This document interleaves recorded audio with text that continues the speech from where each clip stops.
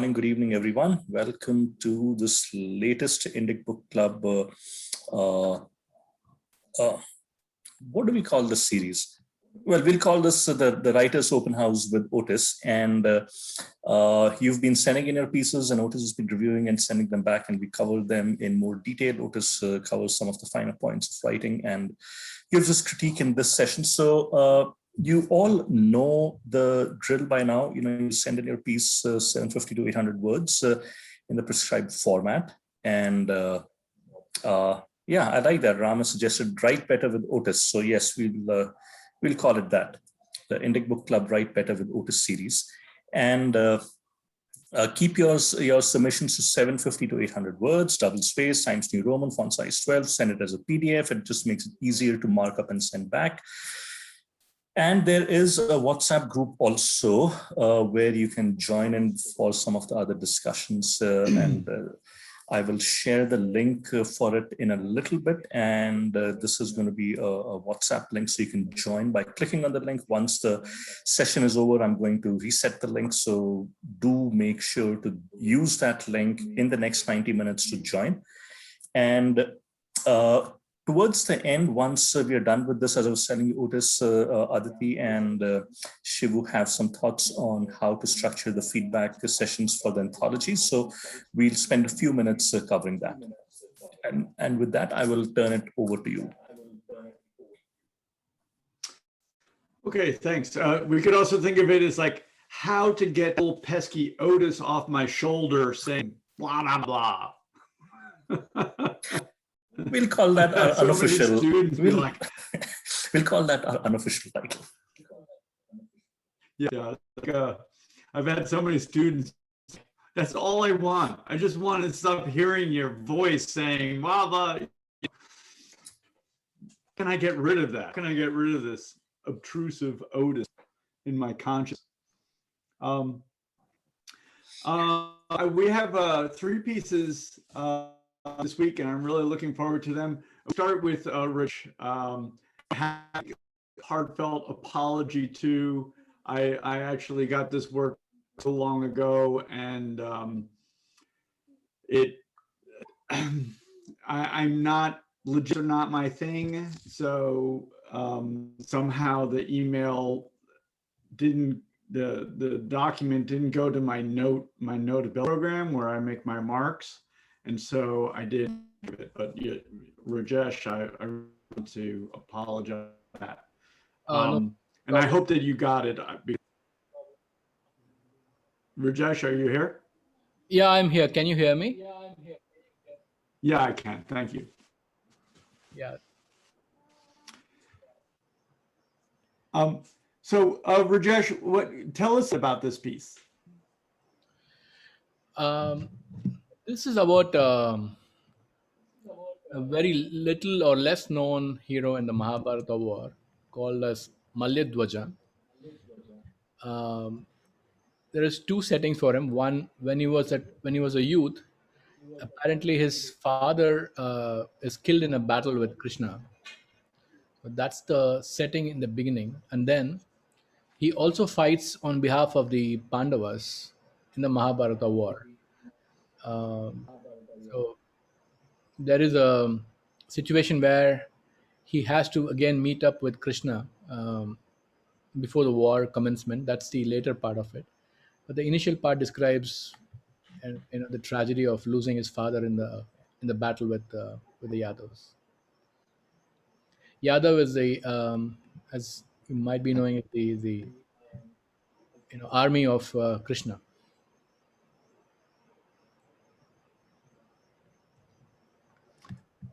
Okay, great. So this piece, I think another conversation, a little bit point of view, and also about driving the story with characters' actions. So one way to think of it is a dynamic event. I mean, the reason people go to stories rather than reading, let's say, flat history books. Okay, we understand that people do read history books, right? So some people read history books. Everybody, or we have these stories that just, you know, they really capture our interest. I guess I have a theory about why that is, and that has with the fact that stories represent a conflict that's shown in dynamic action. And what that means, and I've been so reductive with myself because I aspire, you know, we talk about writing better than me. I also want to write better than me. I want to write better all the time. I want to write the best works that I'm possibly capable of. And because I want to do that, because I'm not really talented in any way, I have worked really hard to try to understand what makes a story good. And then I try to do it. You know, this is my way. I wish I was talented, but instead I'm just a talker. What dynamic action means, basically what drama is this conflict. And what conflict is two things, this reduction. For myself, I just try to keep it simple. If I don't keep it simple, then I'm sort of like, well, stories seem to be all sorts of different things. I don't really know what they are. I don't really know what they are, then how can I possibly myself? Reductive. A conflict to me has to be about two things. This is relatively common. You'll see a lot of places. We basically frame communication majors, PR people, kind of people will talk about framing something. And in the story we do is we frame conflict, two things, two oppositional forces. Those two things coming into contact with each other in our frame creates, it basically makes the reader feel something. That's the arguing. It makes the reader feel something. So it's not, and it basically makes them feel tense. That's the emotion that we evoke in stories, tension. And throughout our story that we basically just engage two emotions with our reader, we're not really other emotions. These are emotions that are felt in the body of tension and release of tension. So we have sort of the conflict between these two forces, and then we might have a B story in which relax that tension for a little while. Then we come back to the tension. So we're having a more relaxed moment relatively, because if you just kept the reader tense the entire time, they would be exhausted by the end of the story. It's automatic, so a monotonous experience. And I would create an experience is we do not create a monotonous experience, but we create a homogeneous experience in a kind of rhythm. Tension and release, tension and release. I'm bringing this all up because I want to get back to this idea of point of view. So for writing a story, we want to, I'm going to suggest to you, there's no reason not to do this. This is, I bring this to my own work too, and I try to be strict. I like to write all sorts of things, really good typist, hundreds of words a minute, basically, but there's no reason to wait. Get on page as quickly as you can. What are the two forces? So we call these two forces the protagonist and the antagonist. Those are just names. They're just names that we give these two forces, okay? So, and the protagonist can be anybody. The antagonist is everything that's thwarting the protagonist. That's the conflict, because that's what we're framing. We're framing the protagonist story as they try to advance some kind of interest, their action, and it gets thwarted by the antagonistic forces. Point of view is basically seeing story. So let's say, remember I say a conflict. A conflict is just two things, right? My two fists. But the protagonist is just one of them. Point of view, basically, the reader know who we're rooting for.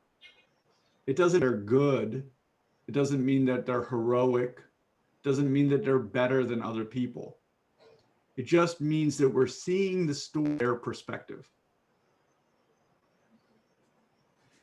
So Rajesh, and all of us, this is, what we do is it seems to me, writers, is that we go by our instinct and we go by our passion. And we don't even have an articulate reason of like, I don't know why the story of this person or this person or this person. I don't have any idea. So I just start writing it.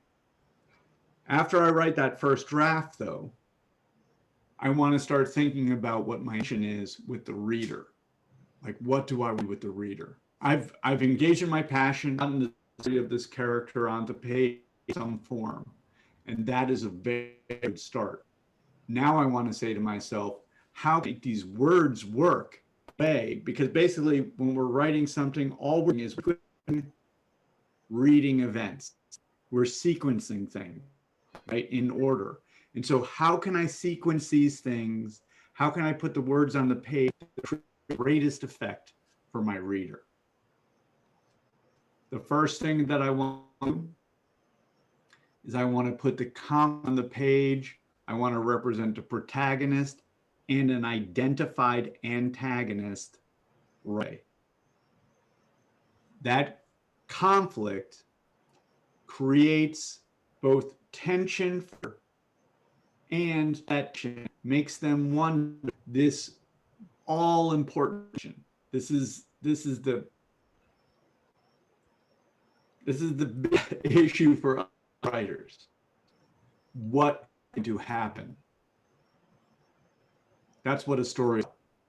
A story is driven that the reader wants to know what is going to happen.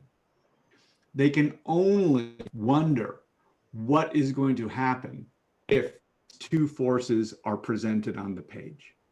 Does that make sense? I feel like I want to be honest. I've been engaged in this process of trying to write stories for a long time. I think, I don't know why. I want a writer. I wanted people to, say, Otis, you're a good person or something like that. People to like me. But I've driven to try and write these for such a time. And I don't like, in its way, I don't like what I have to do in order to write a good story in anyone. I can't see any way around it. So, Rajesh, does this start to make a little sense? So in the beginning of this, I really like this character.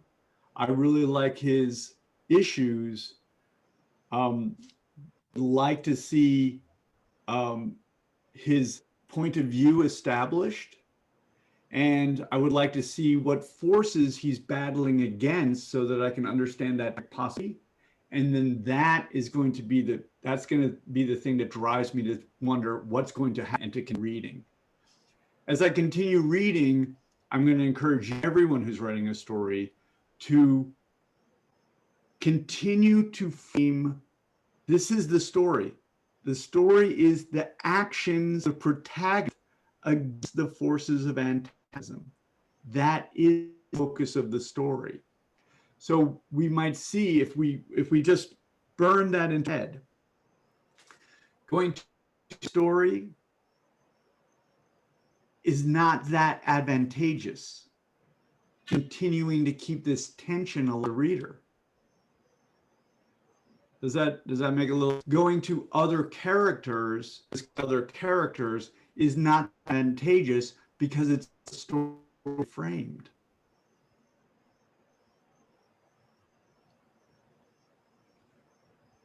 We're writing something short. We should try our very best to be as focused upon that story, actions of characters.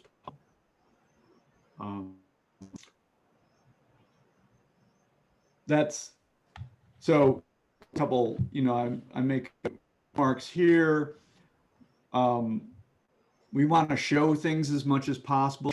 We mean what I mean is rather than tell about things that are happening, show characters in action. Characters in action is real to our work. We basically want to write words, a little move in the reader's brain. But we also want the movie to be located there. And that's what we call point of view. So we want that to be fairly well established. So I say show a couple here. And then I have this in, so I just, he was about this, but what I would encourage everyone to do is to really try, it's great to get a first draft, but now really try and think about what is the protagonist doing to what do they want? What are they doing to try to get it? That is fundamental to the story.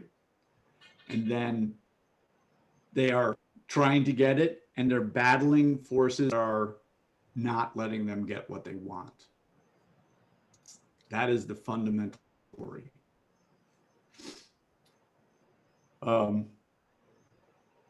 Rajesh, does that make a little bit of Definitely, it makes a lot of sense, and it's valuable.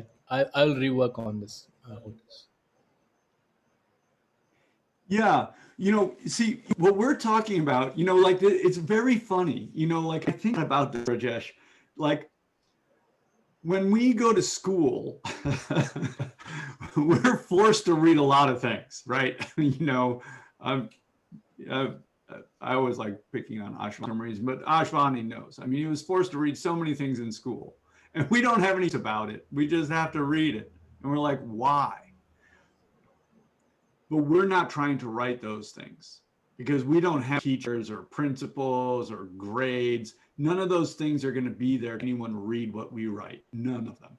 We don't have any of that support. We have to write something that someone opens and they cannot put down. That's what we're trying to write. Trying to write something. I mean, to me, that is such a great aspiration.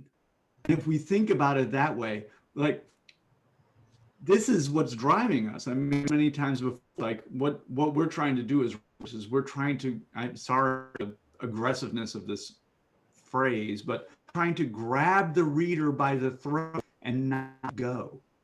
But it is apt in its way, right? When I talk about, right, we're grabbing and it's tense, and then we relax a little, but we don't let them go. Don't let them go. And then we don't let them go. We just let them breathe because we need to keep them around. We don't. There's no benefit to just having events and then expire. So we're doing this back and forth. This is really our drive, and it can be. It was for me. It was a difficult transition for me to be like, well, why can't I write and people will just read? I don't think that really, people are not really like that. They have to be really engaged. There's so much to do in the world that really get them, grab them, and keep them engaged. And we do that by influencing feel. We make things. And to do that, we have to put the words on the page to present this conflict. We have to keep it focused, and we cannot, I want to say we can't waste their time with things that are not part of the reader's experience of tension and release and finding out what's going to happen. It's I'm really sharing with all of you my own kings, right? I'm sharing with you, what come Eve and what's the way I do my work, and it is.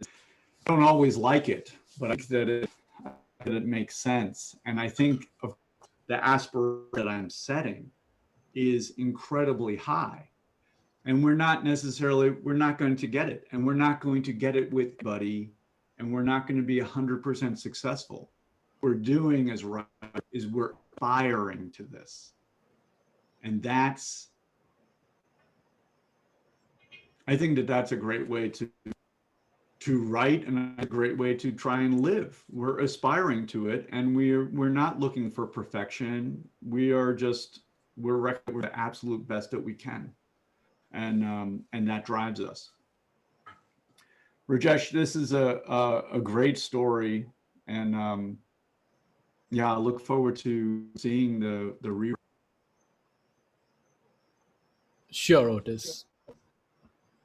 Thank you. Thank you so much for submitting it. And again, I'm so sorry that I lost it I really apologize. No problem. Thank you. Thanks for the comments. And it's valuable. Thank you so much. Okay, thank you, Rajesh. Madha, are you here? Yeah, hi. Hi, how are you? I'm fine. How are you doing? Uh, Visible? so, Madhavi, tell us a little what you've been doing with this, so that in case some people are not familiar. We've read it a couple different times, right? Yeah. You've been working on it. So why don't you tell us a little bit about your revision process? Actually, I'm curious. Okay. This write-up is about Shala. She is Kaurava's sister and Arjun's cousin. This is the story of the day when Arjun had vowed to kill her husband. So, what all emotions she goes through during that span between sunrise to sunset is essentially the story. So, first of all, Yeah. this is my third revision so far. So, Right. And how is your how is your anger level at me personally at this point? Is it like here? Is it where is it? no, it's nowhere near that. I'm enjoying this process. Okay. Well, Javi, I want to say that I think that this revision is really good. Thank you. I mean, and the reason I want to kind of put you on the spot is I'm wondering if you felt something different writing it in a way, because you are writing it in her point of view now. You're in point of view. Sure. Does in terms of your writing, this is, I mean, maybe it's my devilish side. How does it write like this than it did to write, like, for example, in the first draft? Sorry, your voice is breaking. I'm just wondering, like, if you appreciated a difference when you in this style as your previous style. Yeah, true. It does give more substance and more weightage to the character. So I definitely like this idea better. Earlier, it was more of a storytelling from my point of view. Like she must be thinking like that. Now it's her, the character speaking, what she thinks and what she wants to do. Okay, so I get this way when I talk about writing. I get like a little tingly forces, but like the way I would cast it a little bit is you editor are imagining her. This is active imagination. When we write, you know, when you, like in your first draft, it was you writing it, right? It's you making something, right? A little bit. That's you making this thing. But imagine her, you being her, right? That's the writer imagining being her. I'm bringing it up because this is sort of like the writer's drug. You know, this is like the thing we love the act of imagination, other people in other situations. This is why we do it, you know, to be other people. I mean, you could call it a fantasy or whatever it is. It doesn't mean that the fantasy or the imagination, that it has to be pretty or nice or any of those things. But it's an act of imagination. Yes. where we transport ourselves from our present place. And now we go into this historical time and we're writing the words that help us. We setting, we have actions, we have we become, we go into the body of our character in a sense, and we see the world from their perspective. Yes. I just go back to, I believe that is once Madhavi, I hope that it's the case. I'm not dating, but it's like once you get a taste, it's very hard to give up. So anyway, powerful. And so it is a great revision. So when Dushala woke up tired despite a good night's sleep, maybe that was the ongoing war between her 100 brothers, 5 Pandava cousins, she reflected. If you're keeping it, calling it the Great War of the Mahabharata, and the utter chaos and sheer magnitude of the destruction was taking a toll on his mental health. She was different, she thought. So I don't know if you remember, Madhavi, or if you were there, but a long time ago, I said, what is it that we know about the reader? So this goes along with what I was saying to Rajesh about the conflict, okay? So we're putting on the pages conflict, but what do we know about this reader? Like,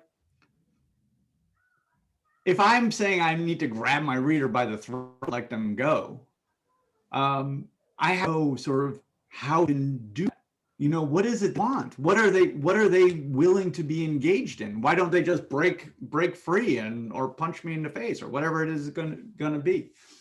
What the reader wants is they leave their life behind and they want to into another world. This is what I believe. I don't want to do the dishes. I don't want to clean up the yard. I don't want my car in to get the tires changed. I want to go into another world where I can feel things and be involved and go through an experience that's going to be of value to me and not do those things. I'm essentially being an escapist. When I read the beginning here, because that's what you have done. You write in the point of view of this character. You have left your world and you have gone into hers. Now write it from that perspective. When I read, I leave my world and go into her world. We're working together. You're doing what I want you to do and producing that I want, because I want to escape my world and go into her world and have her experience. I don't want to experience. My experience is banal, boring, confusing, all these other things, these emotions I don't want. I want to go into this, and I feel that way. You do it, and you do it consistently throughout this entire piece. It's very good. Okay. So not for you all to think that I can only praise and not ever criticize. I want to balance this out a little bit. So this is risen to what I would say is the first level. This is risen to the first level. It is achieving that first thing that we want to achieve, to take the reader, to pluck them out of their existence and put them in their existence. That is extremely powerful. That's number one step. Now, above that, to have the action take place, dynamic, things that I was talking about, create, release, tension, release, to start to create a rhythm in the story that takes the reader on the proverbial emotional roller coaster. The emotional roller coaster is well expressed. Okay, that's what it goes up, right? What a roller coaster goes up? We're like, go down, right? We're tense. As we start going down, however, we start to relax, and then we're up, and we're relaxed, and then we're up again, and we're tense, and we're down, we're relaxed, we're up, down, right? That's the emotional roller coaster. And that is exactly, that expresses metaphorically exactly the kinds of emotions we want to bring out in the reader. To do that, we create conflict, and then we don't resolve conflict, we ease off it, right? When you think of the roller coaster, right? I'm going up the first hill, I go down to the bottom, the ride's not over, right? I don't, resolution only happens at the end. We have a propensity as human beings not to like tension. We don't like tension that much. We like to resolve tension. We come up, someone gives us a problem, we come up with answers, right? We don't say, people don't come up with problems and say, well, that does sound difficult. We don't say that very often. We try to answer the problem. We like to end difficulty. But as writers, no. As writers, we have to become comfortable tension. And we want to extend that tension. And we only resolve tension at the end of our story. But that's a little long way of saying, now have us in this, you basically have put us on the roller coaster, right? Madhavi, maybe this works. You put us on the roller coaster and I'm on it and I'm going like this. That's great. Okay. I'm on the roller coaster. Now you need to make me go like this. Does that make sense? And we do that through character action, because the protagonist acts to get what they want. We have to understand what she's willing to do to get it. The way a story works. I think it was Ram's story about the woman who she had sex with the mother or something like that, and then engaged in a certain. Yeah. So that's a very good example of a character, as we discussed at that time, of a character that wants. The issue of this is not that a character wants something. The issue is what to do to get it. And the story is basically escalation of what they're do to get it. And Ram's story is a perfect example of that. She does one thing, she fails. She does anything that's escalated, she fails, etc. That's a very good shape of a story. Your challenge then, Madhavi, to find those actions to create the role. So the role is really going like this, right? It's going like this. It becomes more and more intense, and that's the thing to go here. So right now we're there. I ride and I am with you. That is a tremendous accomplishment. Now we need to create the shape of tension and release of that emotional roller coaster. The fact is, from my point of view, okay, Madhavi, I can tell you're with animosity towards me, but it's worth, that's a joke.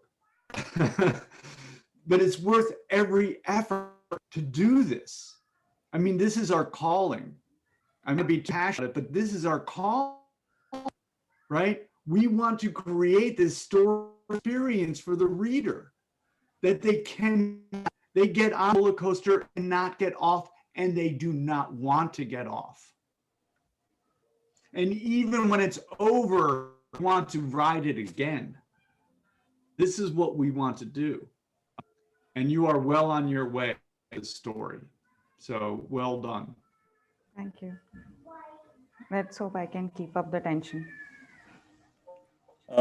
Otis, I have a question here. Yeah. Oh, sorry, I didn't mean to interrupt. I think there's a delay. No. So, how to put this? if you're talking about a short story of maybe a couple of thousand words or so, the roller coaster, the curve of, the ups and downs are fairly easy to think through in one's mind because it's a short story.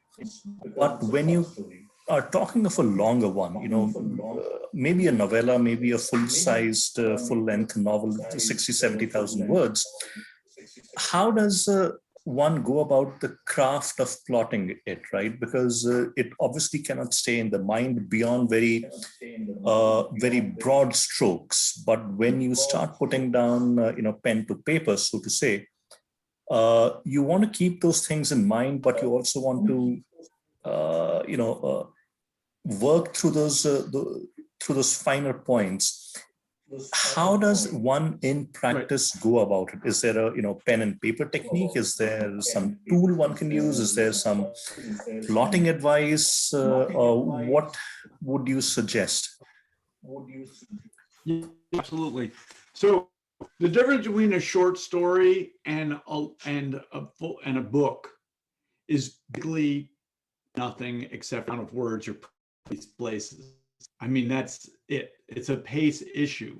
It's still exactly a roller coaster. It's exactly representing those valleys, crests, zenith and nadir, whatever you want to think of, right? So it's just basically expanded. It's like an accordion.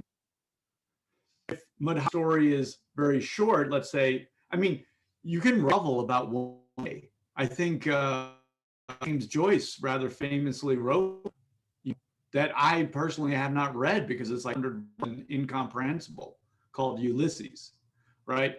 So it's not an issue of time at all. It's an issue of pace and what we're emphasizing. But the simple Abhinav way to think is that the tension is the story, the release is the B story. And we get however we want, but one of the examples that I go to pretty often is Bonnie and Clyde's story is Bonnie's story as far as I'm concerned. He's the one who wants to be respected and not treated or like a poor person who not to respect.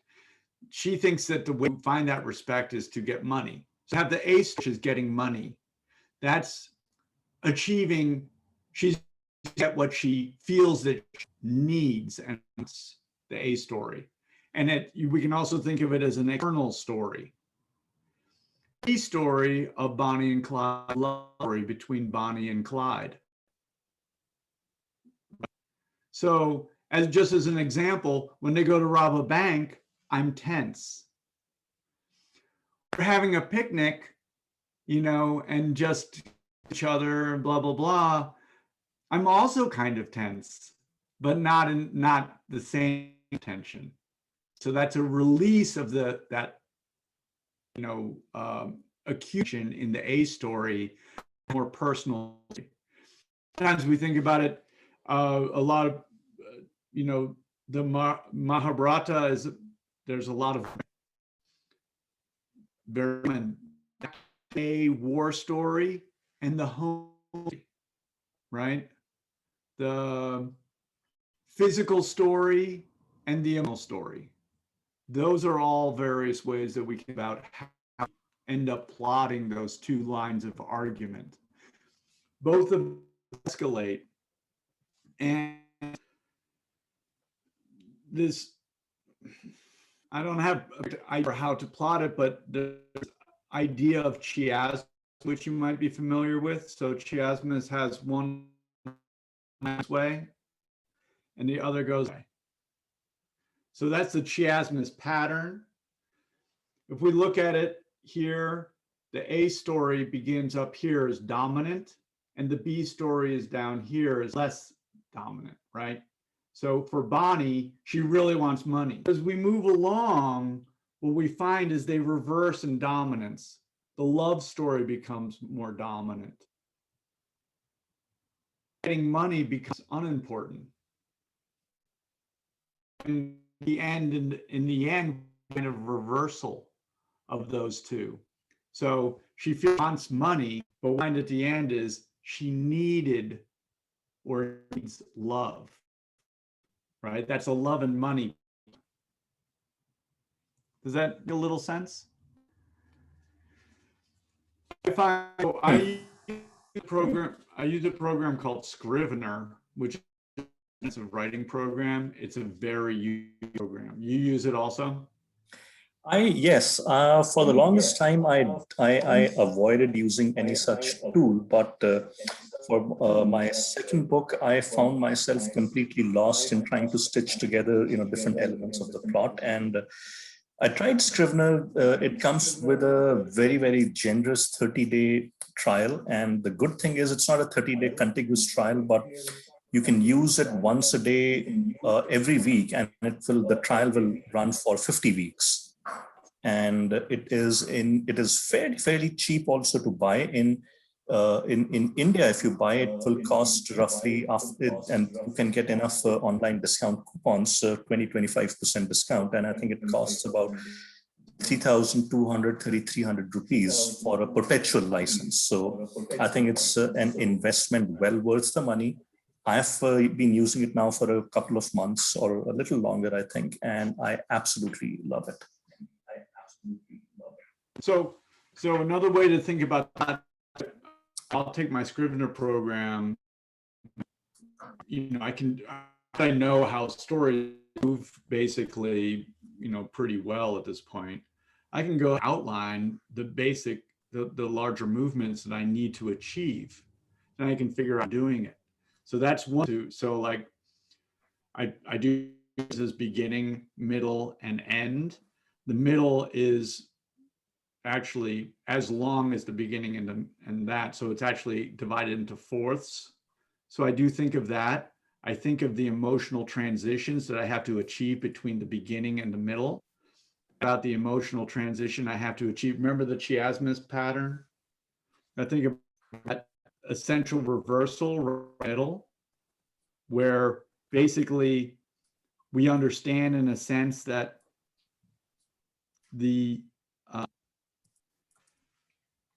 that first argument has been lost, and we're now going to something deeper. And more. For example, in the chiasmus pattern, the middle of that story with Bonnie would be Bonnie and Clyde have just made the biggest heist they've ever made, and money up in the air, right? And it's coming down on them, right? We have that scene.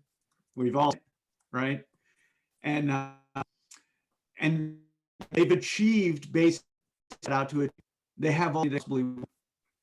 Abhinav, I know you know the answer to this already. So what do? They rob one bank. So it's not about money more, right? So anyway, if I'm my Scrivener file up the beginning, so I first part of the two and resolution. So that's one set. Then I also think A story and B story. So I'm going to try and have in the first paragraph, I'm going to try and establish both the A and the B story.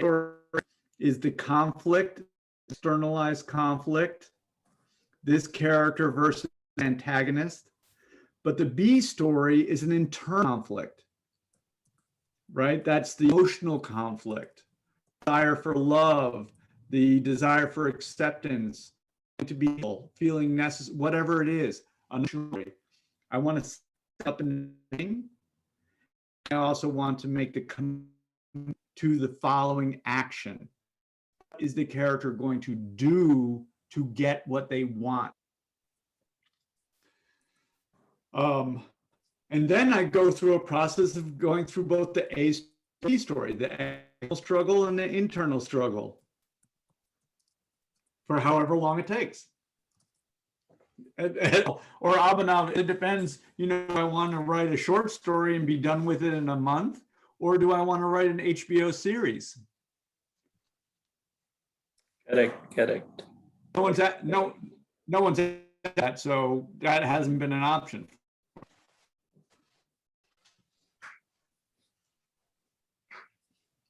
So yeah, I think But the point that you made, that a tool can help, I think is something that people should look into, because it's not as if you take the tool and immediately you'll see the output or the or advantages in the next book. Of course it'll help, but I think over a period of time it will help streamline and improve the writing process itself, I suppose.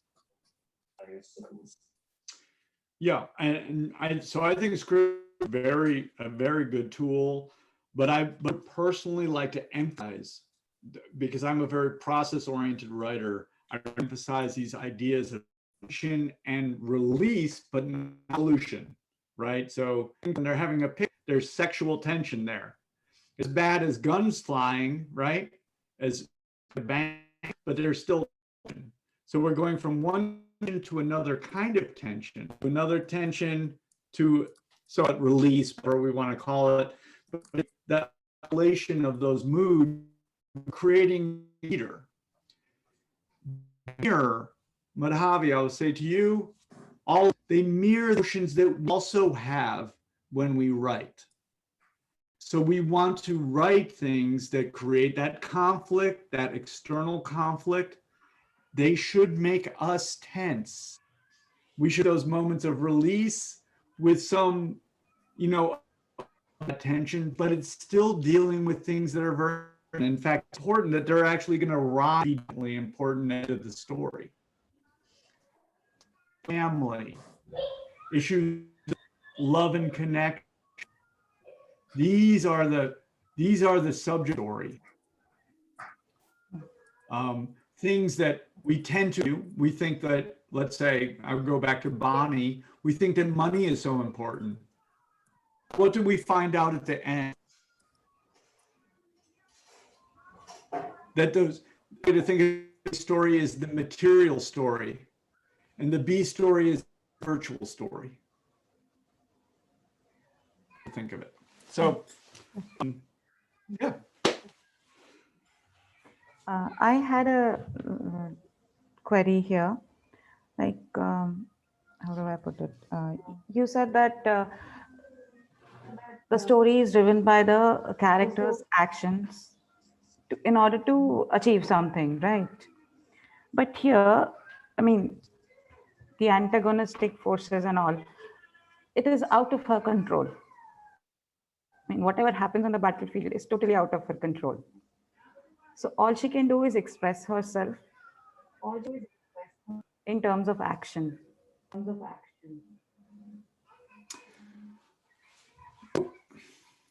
If it's totally out of her control, right? So basically, so what happens when we say something's out of control? Now we're getting into some deeper philosophical issues, perhaps. But when we say that our protagonist has no control over what's happening, right? So no matter what they do one way or another to these events, then they're simply a victim of the world at large. Unfortunately, this is, again, I'm not theory here necessarily. I'm just saying in general, that would not be a story, because remember the principle that, I just make this stuff up, right? I have this principle that the protagonist and antagonist forces must be equal. If they are not equal, then the outcome is already pre-described. And the essential drive of the story is what is going to happen. That's the essential driver. If we don't have we share a common sport, but like you had like Cub Scout little kids playing an American football team, that's not a story. I know what's going to happen. They're going to get crushed, right? That's a little like the protagonist that has no ability to influence their world. I, however, think never really the story. We have to find the story. The story must be driven by character action, and you must see the form of protagonism and antagonism somehow differently than you're seeing them right now in order to produce that in order to produce a story out of this. So in this situation, I don't know if that makes sense. Sorry. In this situation, she is basically torn between her loyalty towards her husband and her love for her cousin. Right. So there has to be some scope for emotions and she herself exploring, her own emotions regarding those two. So we need to go into the flashback. There have to be some incident. Right? I disallow it. I force you to How much weightage would you give to such scenes? Well, so what I will suggest, right, I agree with you that it's not here right now. You have put me into her view, but we do not have a story that's driven by character action. I want us to have a very extensive notion about what character action may or may not be. It's even including thought, for example. It's including everything that we both do and don't do. Actions are also what we do not do, right? That's also an action. I think I told the long story of being at the bar stool, getting involved in a fight. That's kind of character. So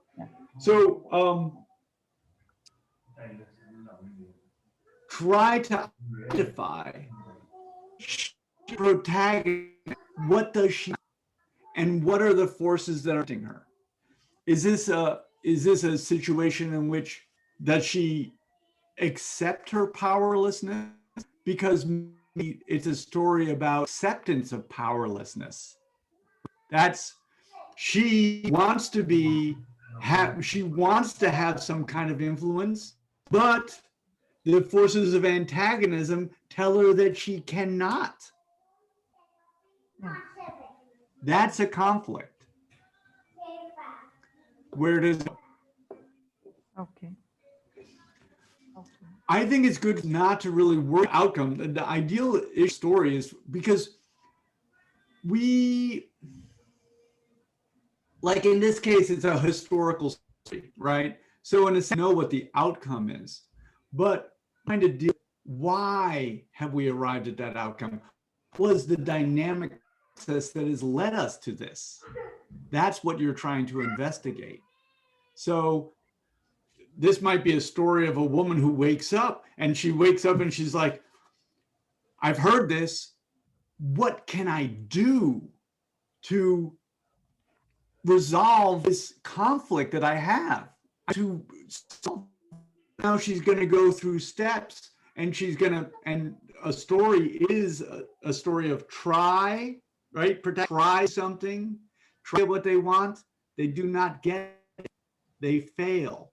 And then they try to do something else and they fail. Try to do something else. And actually, as I've said before, the issue of protagonist and antagonist doesn't with beating together. It's a merger of the two forces. It is a constance of me against the world. Ends with me, the world.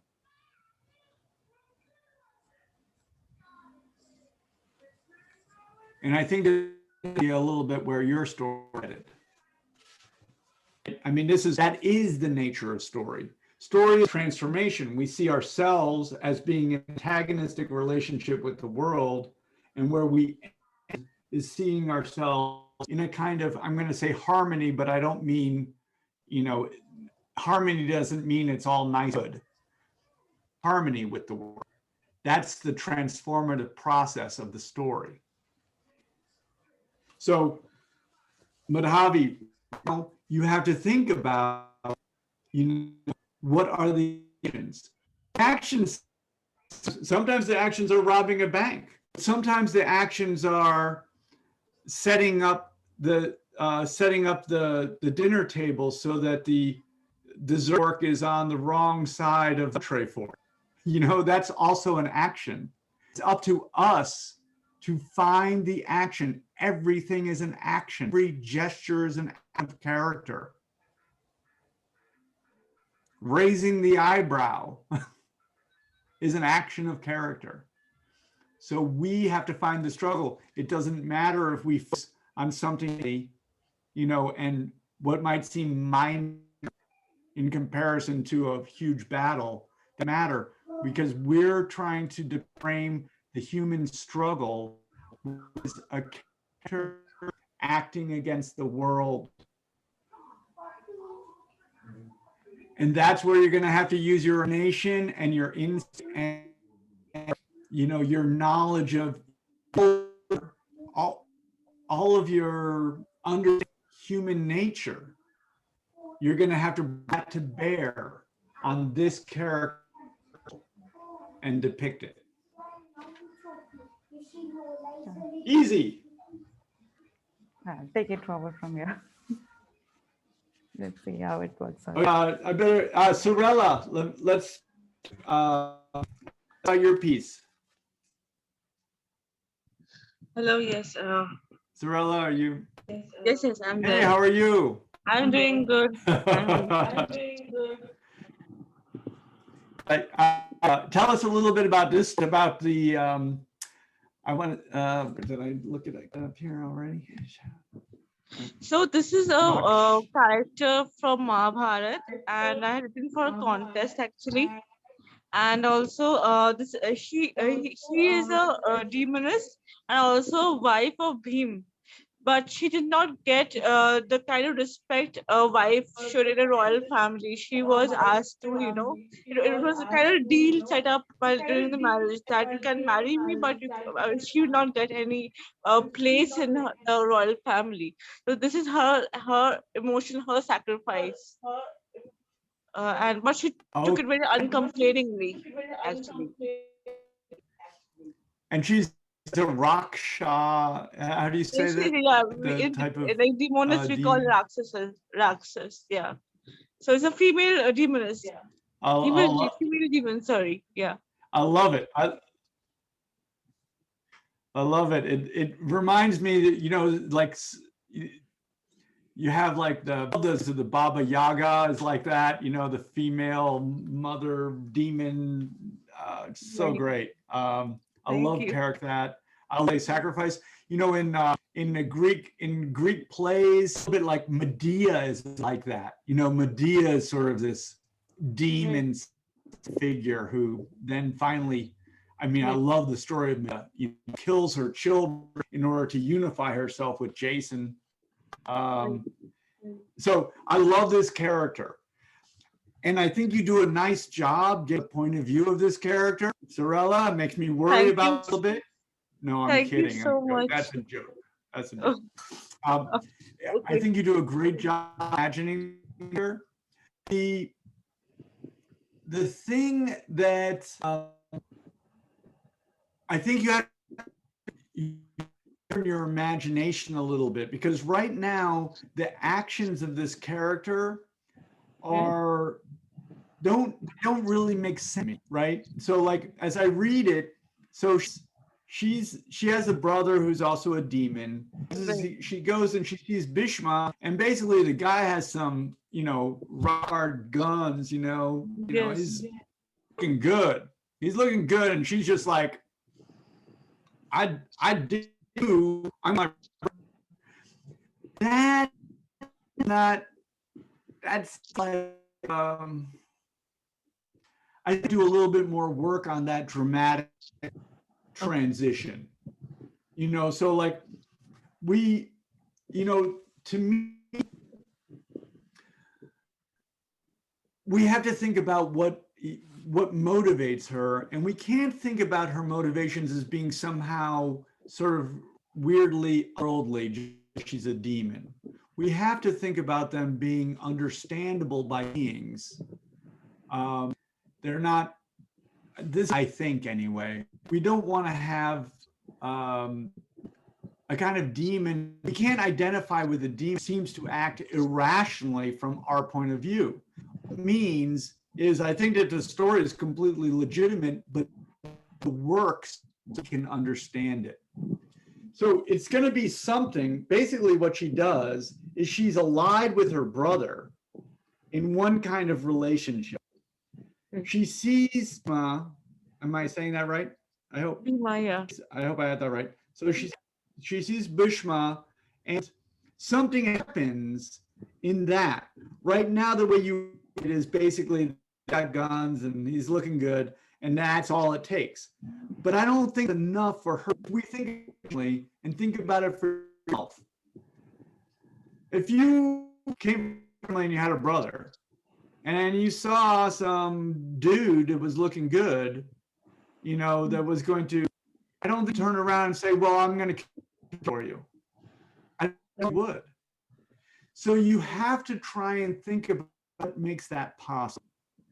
To me, dramatically, it's probably something like this. And I'm just my imagination. Obviously, you have to use yours. But relationship with the brother has kind of relationship. It's not that she understands bad, but it's understands it as the relationship she knows. Right? So in a sense, she tolerates it. She tolerates it because she doesn't know any better. It's life as she knows it. Have a relationship with her brother. Right. But then somehow she sees Bhishma and interacts with Bhishma, and there's something else that she finds. She sees a different kind of life possible. Right? I think this is very true of a human being, right? It's right to act. She sees a different kind of life possible for herself. And so we have to see when she sees Bhishma, in a sense, we have to see what she sees. Does that make sense? And I don't just mean that he's a hunk. He represents a different kind of to her. Right. So much so basically makes a choice to commit to that life, which she also understands means a complete severing from the life that she has led. Right. That can only be accomplished really through the brother, right? So I think that we have to transition just more thoroughly. So it means, I sometimes talk about this as like digging in, but I think we have to dig into these relationships so that we can see that transition, see them. We have to see it for what it is. That's basically the before. We have to see what she imagines is possible. And today, right, as it turns out, what she imagines is not necessarily going to be the case, right? She's not going to be respected. She's not going to be, she's going to be a demon in this other society, but she is to join the human society, right? That's what the story is about. Right. Because she sees something in human beings that she aspires to. Later, we'll realize that she really can't make that transition. She's always going to be held to her past and who she is, you know, she can't, anyway, but that's for later. Now it's the brother, relationship with the brother, whatever that is, exploitive, difficult, whatever that relationship is, what she sees possible, and then her action, her commitment basically to that. I think it's a great. Thank you so much. Actually, I tried to place it that this way that this demon was in agreement with her brother before, but later she turns against her own a lot, and then she has faced later in the story she faced the consequences of it as well. So it's a pretty long story actually, but I was trying to put a small part of it. I wish I could show you the entire story, but it's huge. It's 8,000 words. Well, it sounds like you're on the right, but I'm just saying, I want to juxtapose basically a reality of her world, and in a sense, when she sees Bhishma, a fantasy of what her could be, right? Then her action. That's what we have. With Bhishma, it is a fantasy that will not be realized. We'll find out, but we should understand that this is actually people act. This is it's the fashion of our consumer culture, right? I'm feeling, I live this life, but this special new improved detergent. I see it, I imagine that my world be transformed and life is easy, so I keep buying it.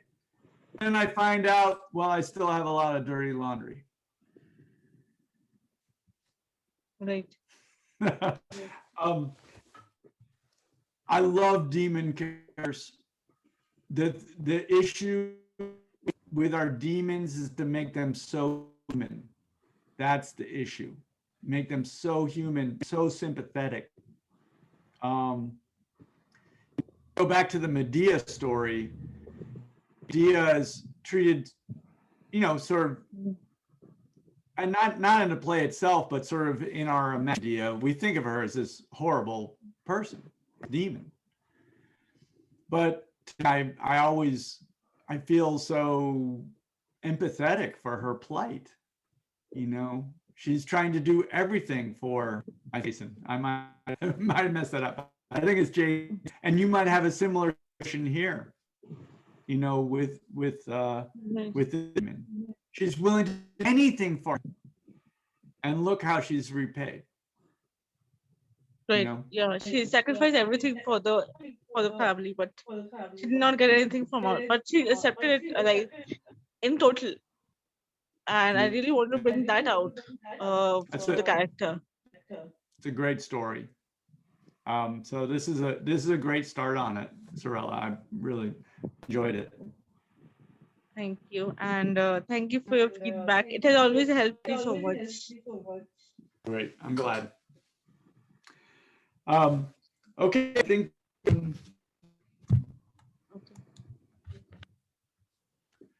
And I'll rework it and send it again next. Okay, yeah, thank you. Yeah, I'm just seeing it again. So that's the three pieces that you had, Otis, right? And we have covered them.